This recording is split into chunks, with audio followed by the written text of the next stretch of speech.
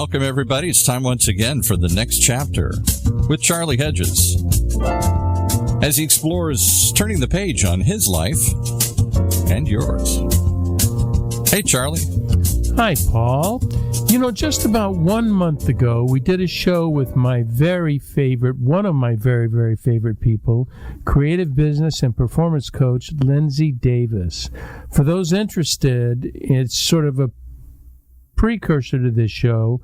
It was show number 238, and it was on the very important subject of detachment, which is all about how to emotionally detach from stress-inducing situations. I loved that show.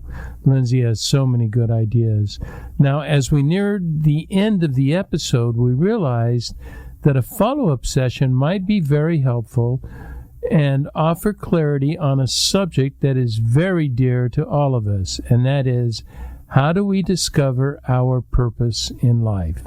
Now, this is a tricky question because as I was pondering it, seems to me there are at least, if not dozens more, but there are two high categories of purposes. One is that general purpose of being a human being, simply being a good person, with strong values, engaging relationships, caring, compassion, kindness. That is a purpose in life. That is a significant purpose in life. But there's a second purpose that is frequently much more difficult to discover, and that is, what is your personal purpose? Is there even such a thing that you have a personal purpose in life? And that's what we're going to talk about today with Lindsay Davis, who has most helpful thoughts on how to discover, the way we put it, clues to making your life meaningful and memorable. With that, let's bring on Lindsay. Lindsay Davis, welcome to the next chapter with Charlie. Hi, Charlie. It's really good to be back and continuing this part 2. I couldn't have put it better myself. Oh, good. I am, this is one of those shows that I am more curious discoverer than I am offerer of any kind of wisdom. You are our source today. Well, I'm humbled by that, and I look at it as a joint exploration because you also have so much wisdom and experience to offer. You're always so kind. So we'll play a duet. Okay, we'll play a duet. John Coltrane and Miles Davis. Two different instruments.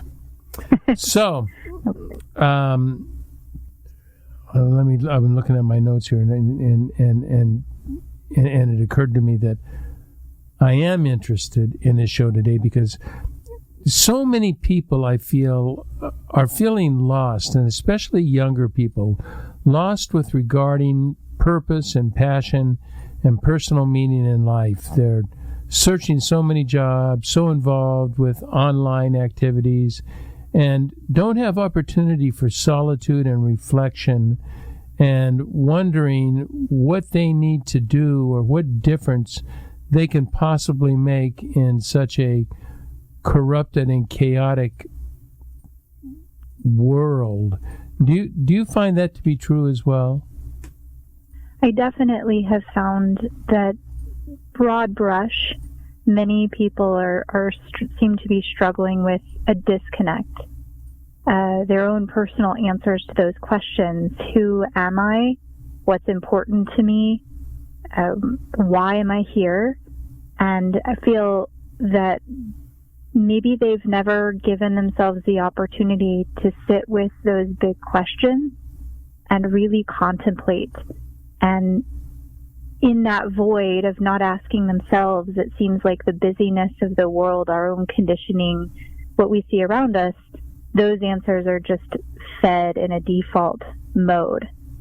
And then at different places in people's life, be it when they're young, be it when they turn 30, maybe around midlife or the end of a career, they're just left with this sense of like, well, is this all there is?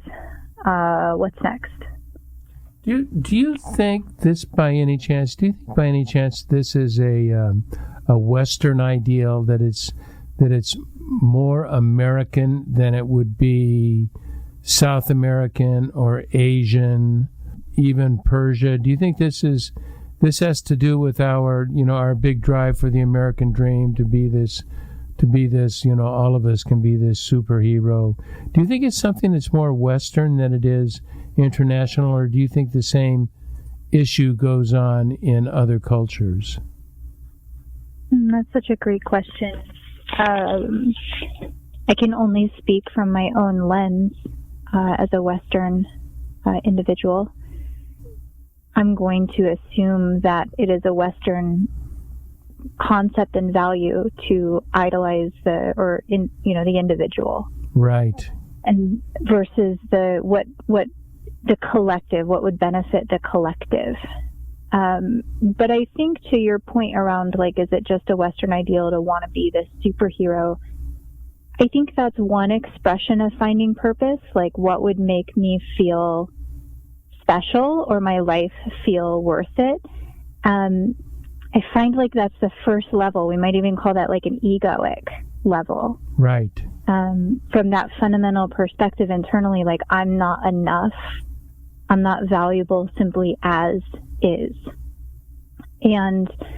But I think in the discovery or the conversation around purpose, there's even a deeper opportunity below that level of ego, where what if your unique combination of wisdom and skills and perspective can not only give you meaning and a deeper meaning, but also deeply benefit the collective? And I'm not sure that would be strictly a Western.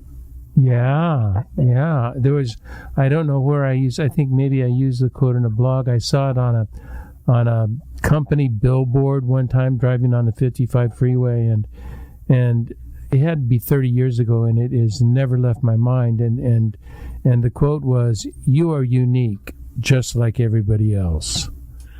And I love that because that is the collective idea, is it not? It is bringing all of these independent, unique thinkers into one essence that can contribute to the value of the world. Now, I gotta tell you, everybody knows when I was a kid I was a hippie, and so I went to college in the '60s, and we just came off of it. May be the 1950s, could be the golden age of America. I don't know. It was where all the businesses were succeeding, the middle class was rising like crazy. There were wonderful things that was going on in the country, and yet during that time, it was tainted by Cold War, civil rights, Vietnam War, distrust in the general governmental leadership.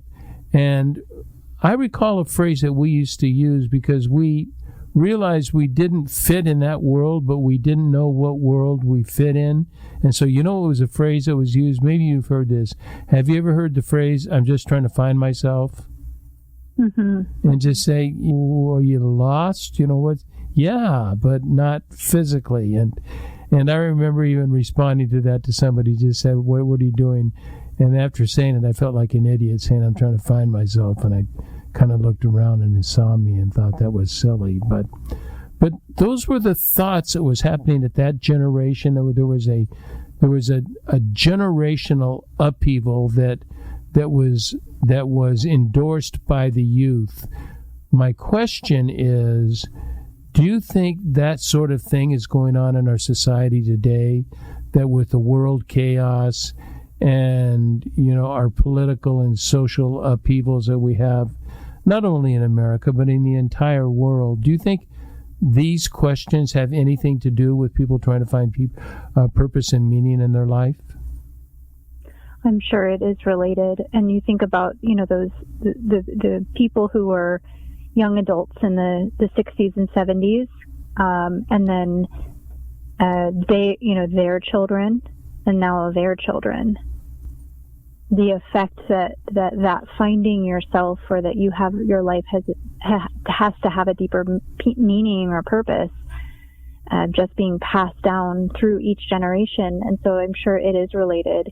And I think as much as that we see the unrest globally, I also can see such an opportunity, like probably the greatest freedom we have ever experienced, to innovate and to bring all of ourselves and all of our genius into creating something that benefits the collective, and to create calm where there's chaos, even if it's in our corner of the world, or to live out our particular values in service to, the highest good for ourselves or others.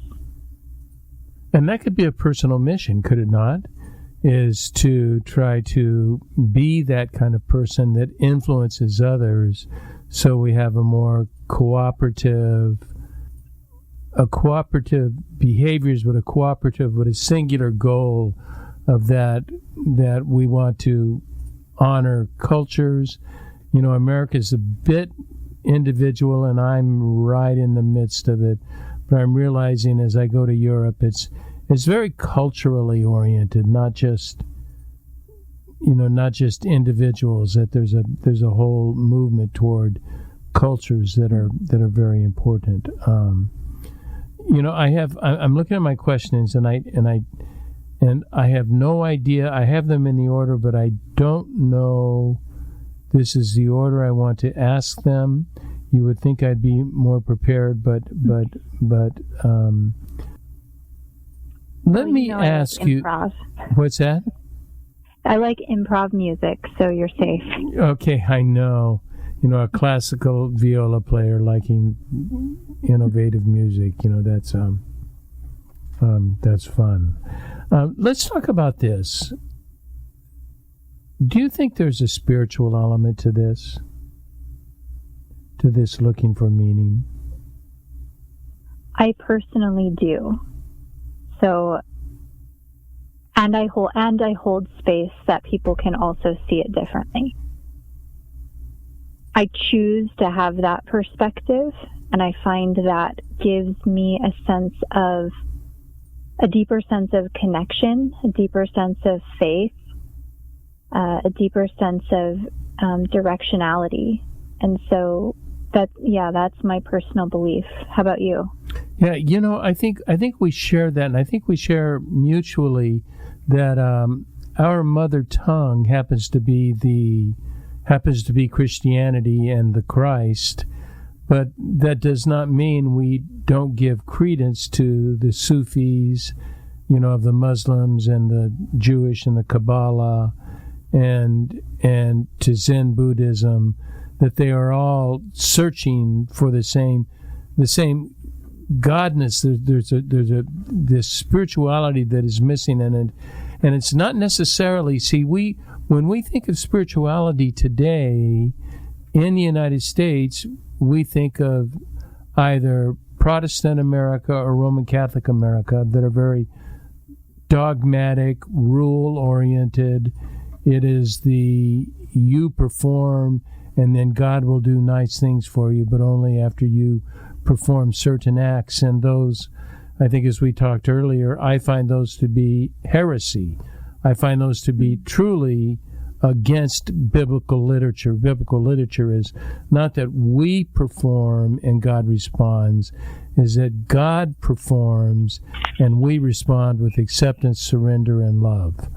And we don't respond by doing all of these, not dancing and not drinking and not doing, everybody's goal in life. I know one fundamentalist minister told me he finally heard all the things he wasn't supposed to do, and he realized those are all my goals in life. And so it was difficult for me to stay in the tradition. But when we talk about a spiritual element, what would you think that would entail? What would that mean? Great question. I knew you wouldn't be ready for that one. I shocked you. Yeah, you threw me. So I'm really thinking. But if it's related to how you just framed it, like God moves and we respond, and the topic of purpose is really about learning to listen. And I don't really mean like listen audibly, like physically with our ears, but learning to be with not knowing, to learning to be with the mystery of the unknown, and to be sensitive to the subtle signals of not just what we want to create, but what wants created through us, like what wants expressed through our unique voice and lens. And I think that does require a faith that there is a through current or a through thread or a universal, all there is, like beneficial force, if I can put it that way. Yeah, it seems to me. Well, let me go to, I'd read to you before that in T.S. Eliot's 4 poems, 4 quartets, and there's one poem called East Coker, and that's his very famous poem. And East Coker happened to be a church, which I found out later. I didn't know at the time. But T.S. Eliot writes this: to arrive at where you want to get to, you must go by a way wherein there is no ecstasy. In order to arrive at what you do not know, you must go by a way which there is of the way of ignorance.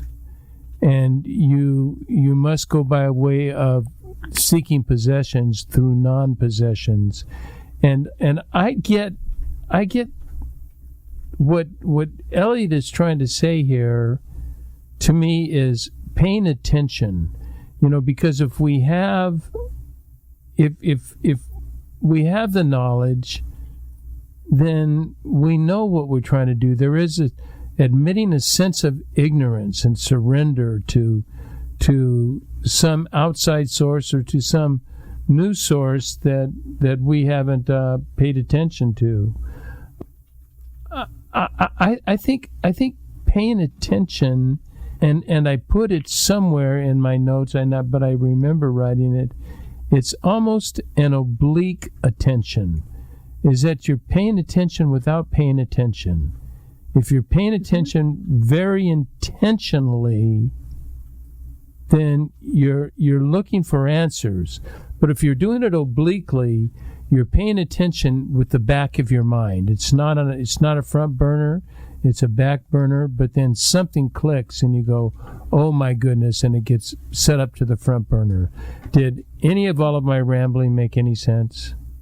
Oh, yeah, I'm tracking with you. And in fact, there's a really fun way for this front burner back brain feeling like, so if we look at it as focus and then awareness, like a sensitivity to what's happening and the environment and the clues, you have like a front focus, which is like pick a spot on your wall in front of you and really squint and like examine that spot, and you'll notice that your awareness to the subtleties around you in the room or the environment fade.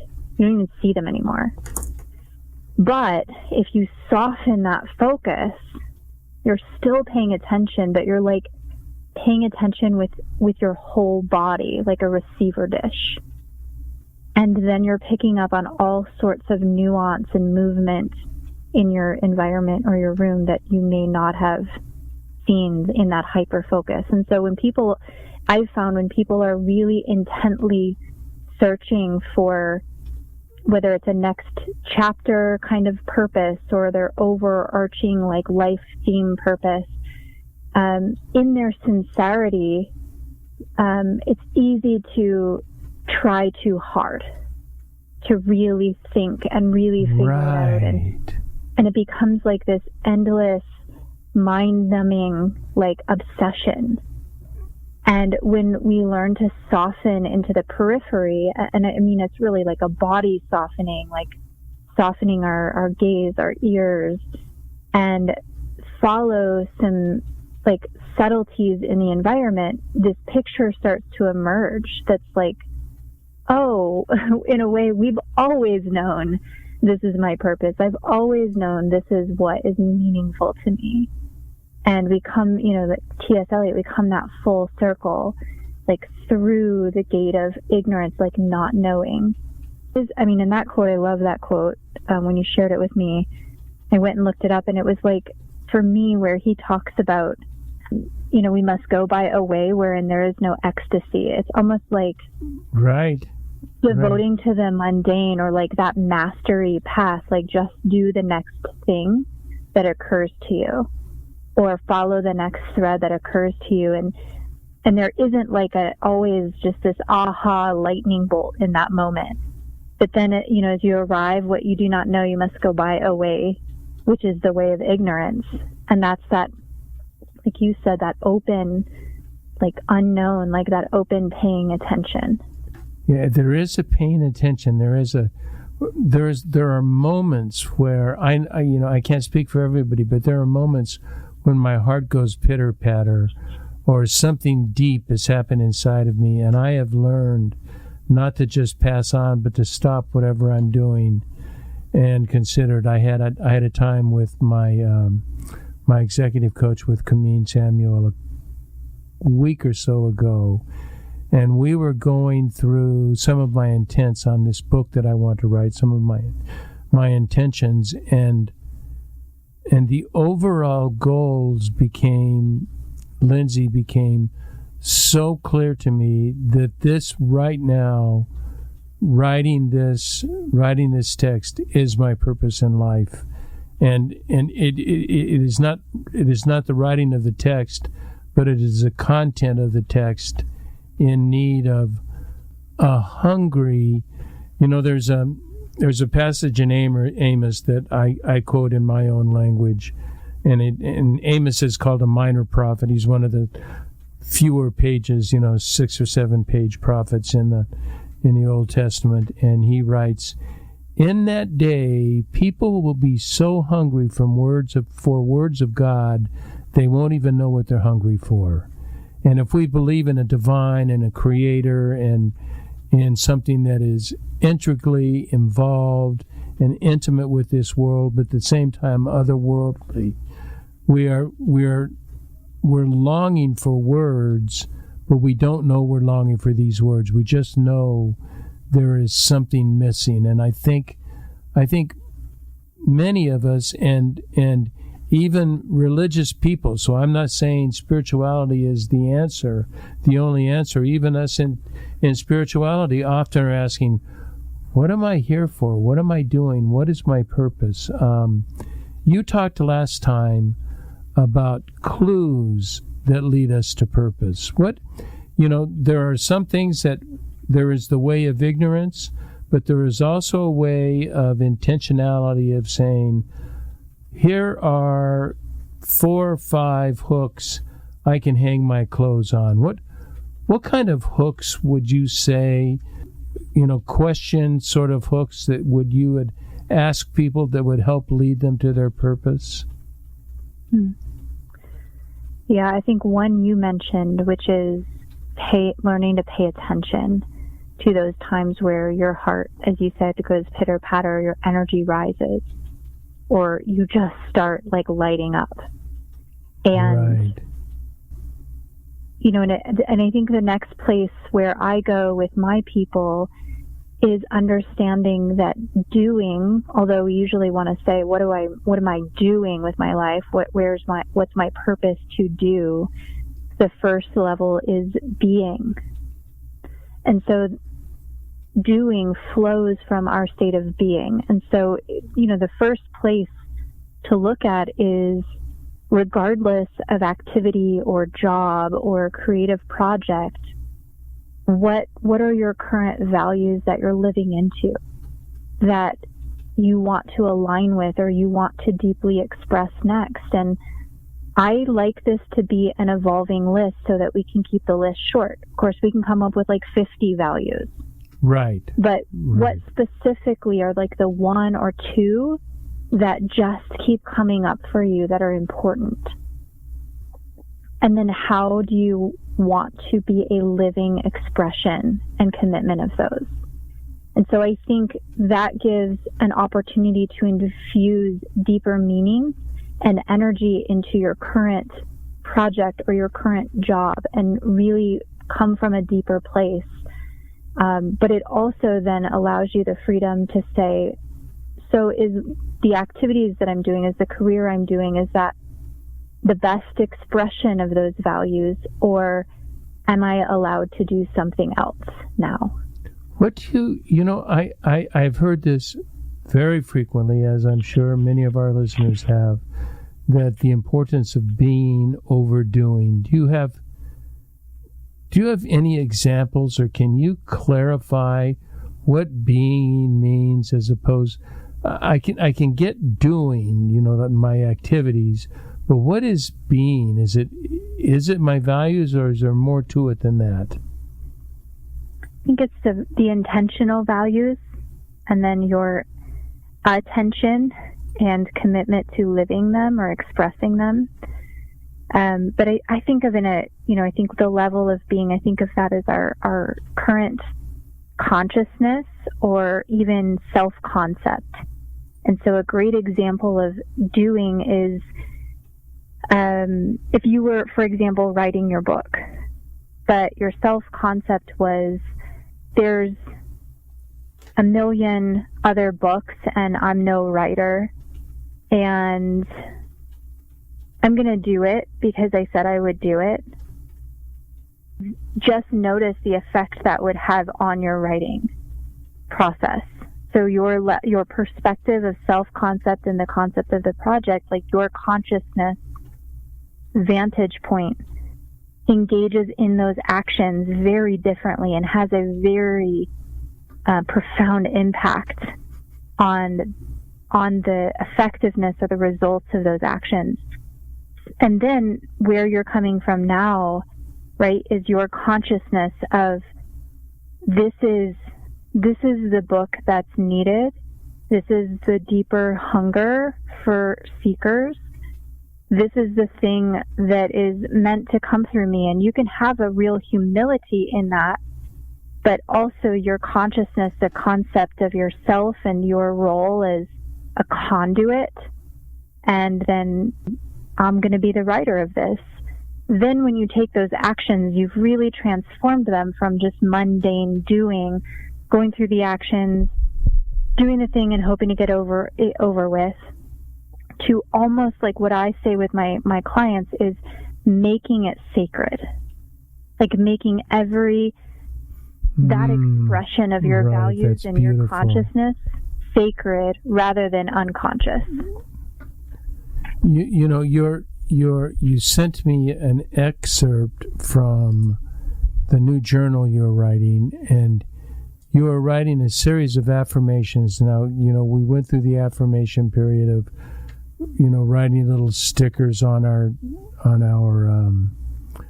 mirrors, and I tried one that said "I am tall," and it never worked. I stayed as short as ever. I'm not going to grow 6 inches from that. But you have. Was it you or is it somebody else that has that? Did I just confuse you with somebody else? You did, but stay tuned. Spoiler alert for, I think, a soon upcoming show with the identity. Yeah, with Stephanie Allen. Affirmations, if you'd like. Yeah, but let's just talk a bit about affirmations, because if we tell ourselves and continually I have 3 affirmations for me. I mean, I have more than that, but I have 3 values that run my life: freedom, kindness, and peace. And if I were to tell myself that daily, I am free, I am kind, I am always in search of and an active participant in peace, I think that would make a difference. I think telling myself that every day rather than just have it sort of be a latent value within me. Do you think there's something important in saying that, in telling that? I do, because your energy can get behind it. I think where affirmations or like the positive thinking movement went, in my opinion, awry, is when they weren't tied to something like you actually could get behind in your energy, like actually embody. So it just felt like gaslighting yourself or lying. And your mind is so smart that if you said, for example, I am the greatest writer who has ever existed, and you just wanted to repeat that over and over and over and over, it would be actually counterproductive, because your mind would already say, not true. And it would just, in the void of like knowing that's untrue, it would be like, you're not a writer.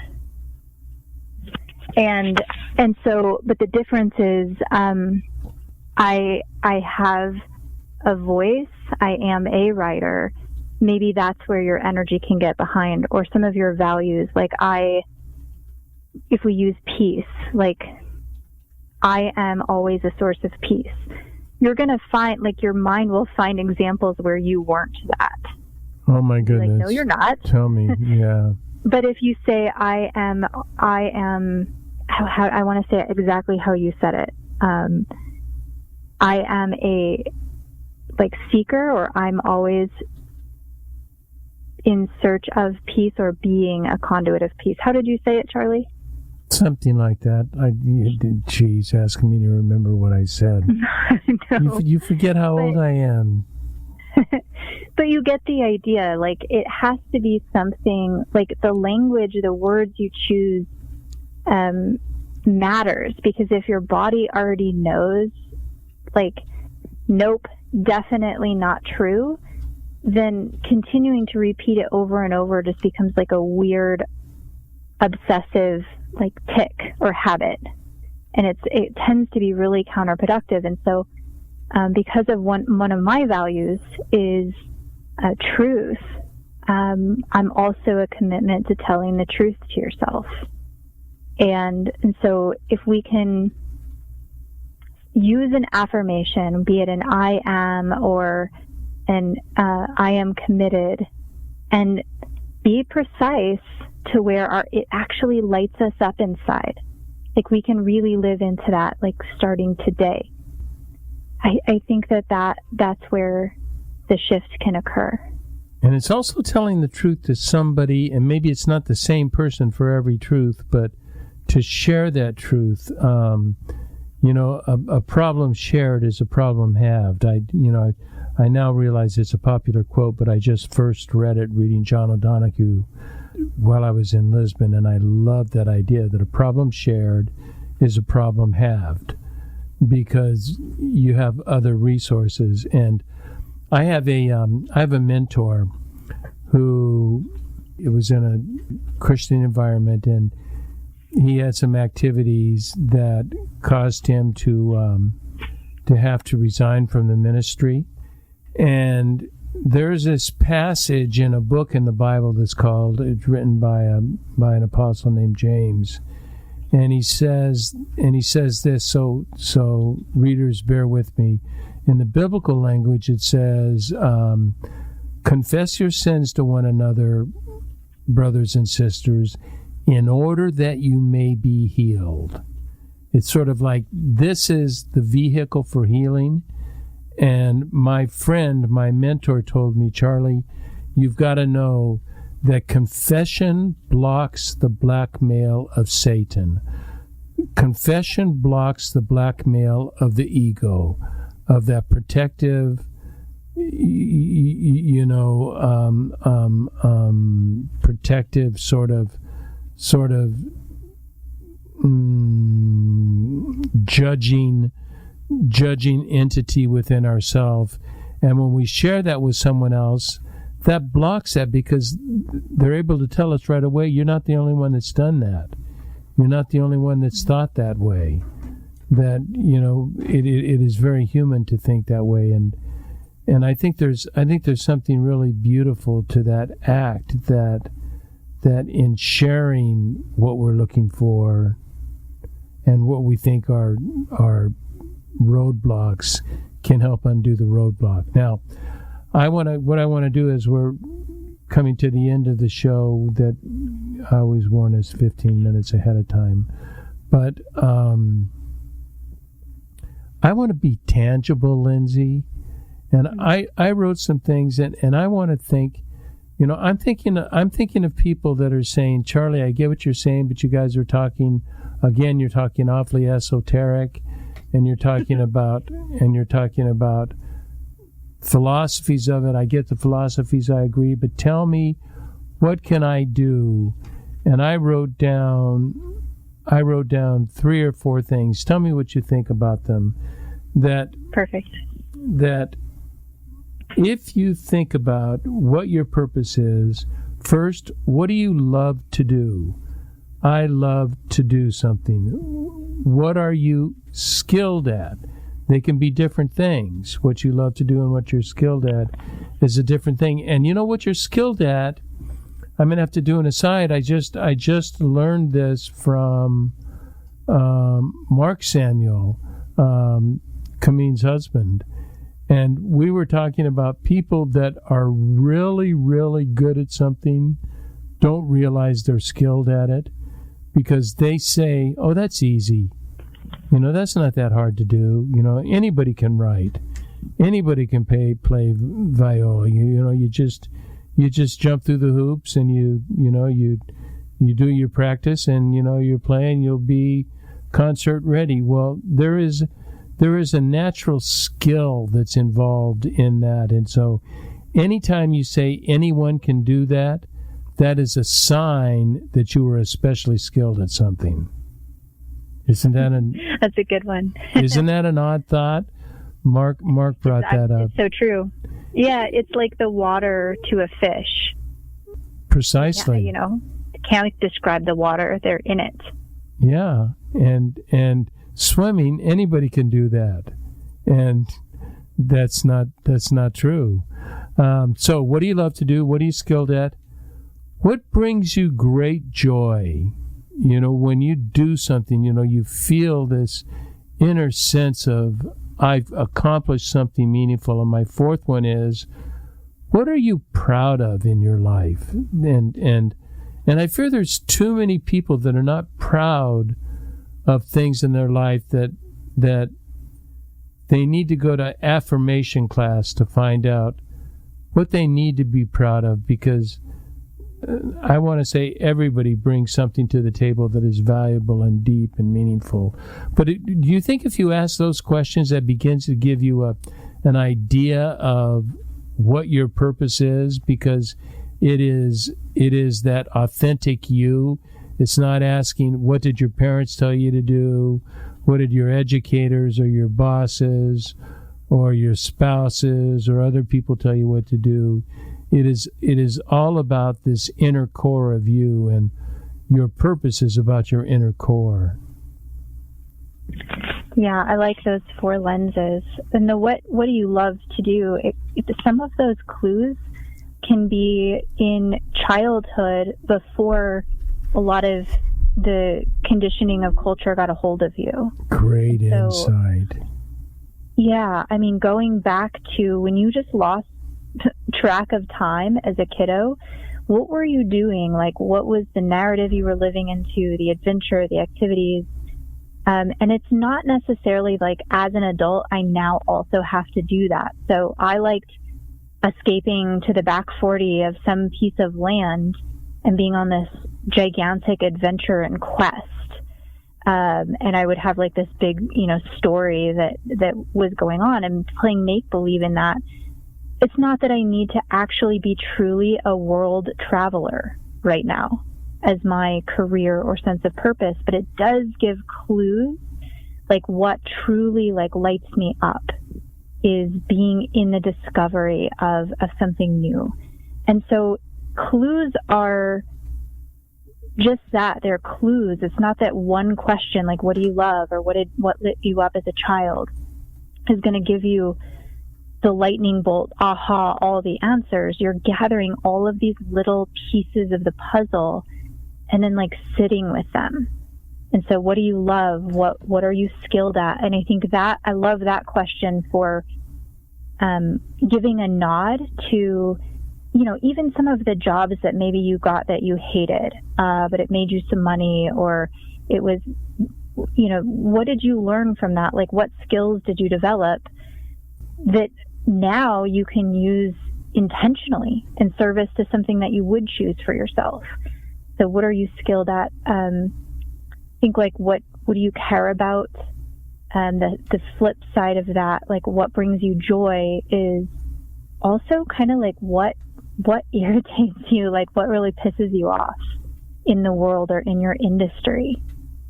Because again, like, that emotion is energy, and you're looking for energy. When you feel nothing, like you're flatlined, like that's not the clue.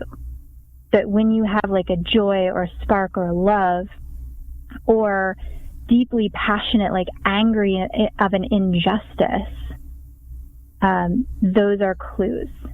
And then I might also add, like, the question of what do you not stop thinking about?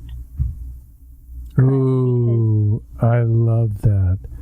What do you not stop thinking about? It's like people are walking around and they're kind of doing their regular responsibilities, but like, what's the things that like really capture your attention? And you just can't stop thinking about them. Maybe you're daydreaming, or you're journaling, or those are the headlines that you click on. Like, start to notice like the themes and patterns through all of that. Those tangible enough? Yes, those are very tangible. And what occurs to me, it's not about we want to make this purpose in life because of our, humongous this American dream thing, that we want to change the world. And I am so into, I don't want to change the world. I want to impact my world. And my world is just a handful of people. And if I can make an impression on them, that they feel better about themselves, that my goal always is that after I've had a conversation with somebody, that they feel better about themselves, they feel the conversation was about them, and that they are valuable. And so I think that's another thing that we have to be careful. My purpose is not to change the world, to change all of, everybody that's seeking meaning in life. I'm trying to save them. With me, it's just the ones that get put in my path, and the ones that are interested, and I'm interested in serving those, and that's it. It doesn't have to be this giant, huge thing. There was another question as we ended up here that I really wanted to ask you, and I've gone all over the map on my notes, so I have to go back and check my notes. There was one other one.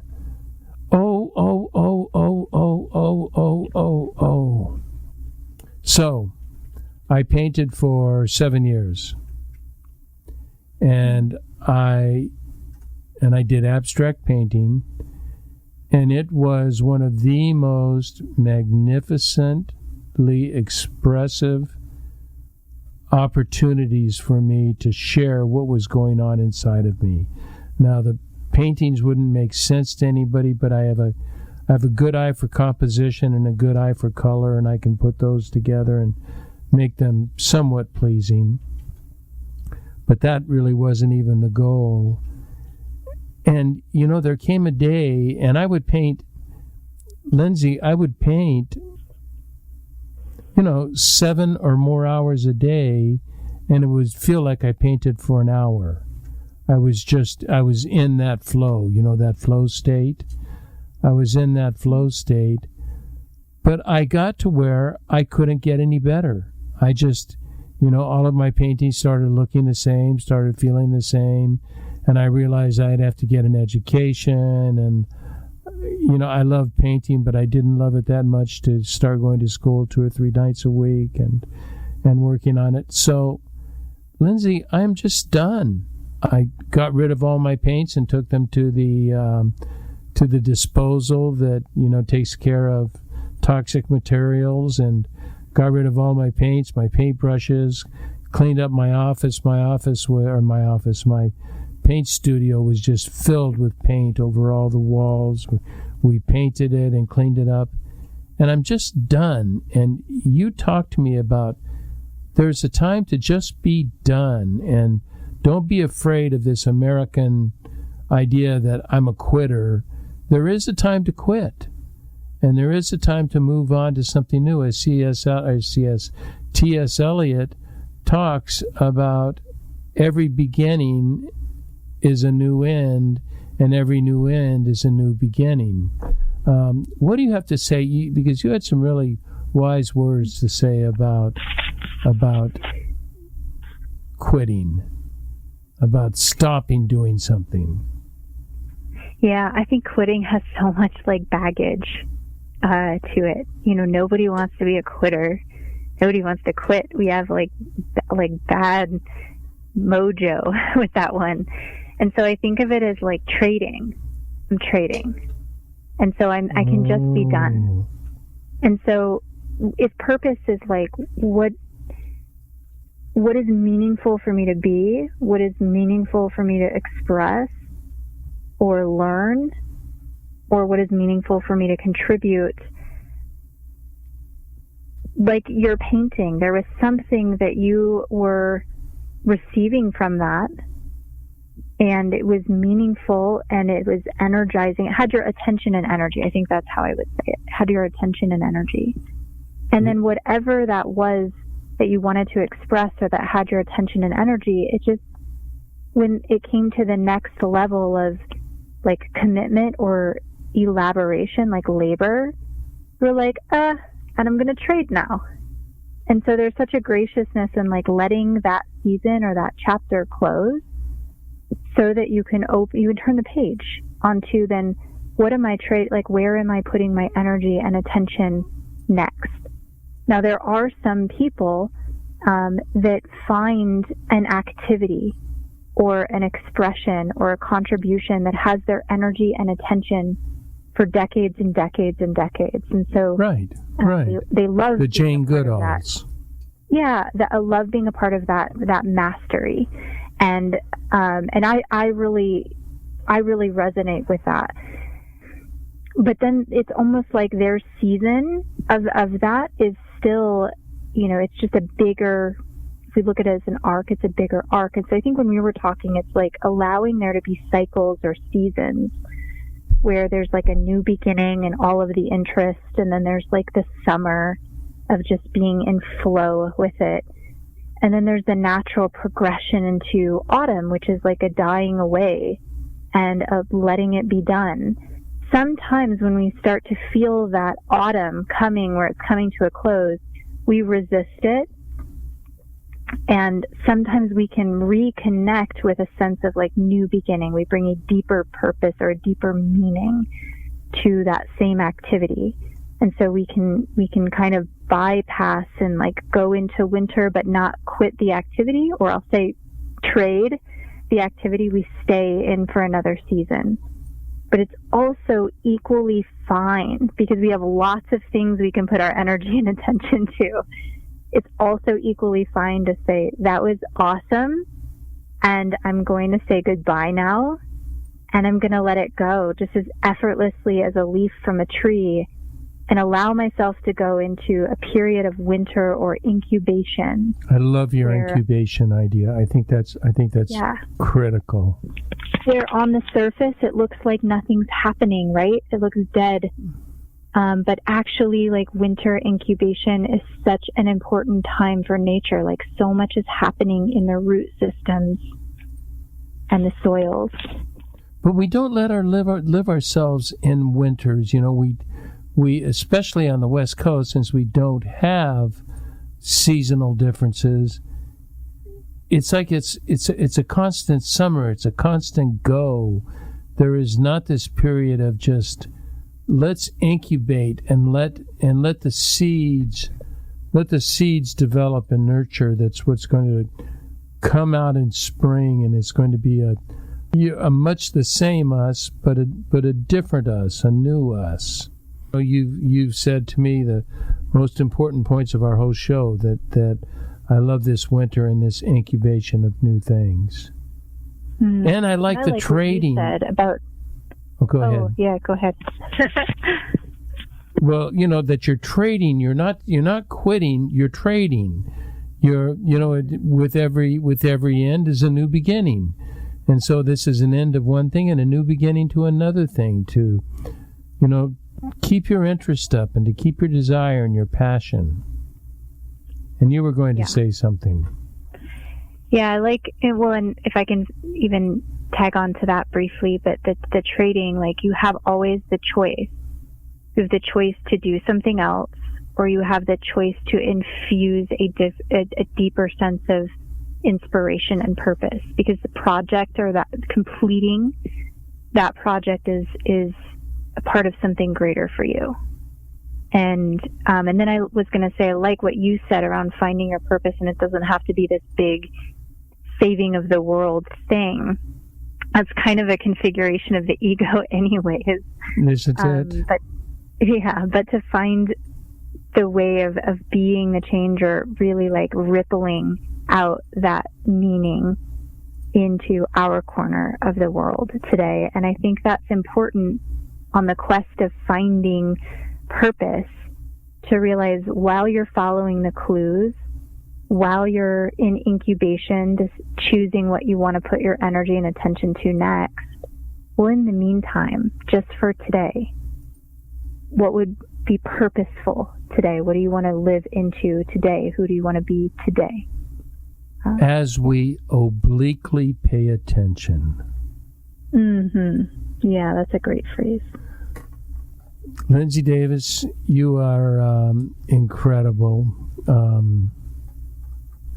I love having you in the show. Thank you so much for taking time. I know it's time with your family, and I appreciate that. That's very, very kind of you. Well, thank you for having me.